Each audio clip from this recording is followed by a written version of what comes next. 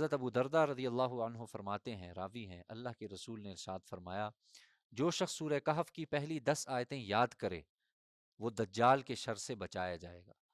یعنی ظاہر ہے بہت بڑا فتنہ ہے دجال کا، اور آپ علیہ الصلوۃ والسلام نے اس کی حفاظت کا ایک بہت بڑا ذریعہ ہمیں بتایا ہے، وہ ہے سورہ کہف کی تلاوت۔ ایک تو ہے کہ جمعے کے دن پوری سورت پڑھ لی جائے تو اس کی الگ سے فضیلت آئے گی انشاءاللہ، اور ساتھ ساتھ یہ دجال سے بھی حفاظت۔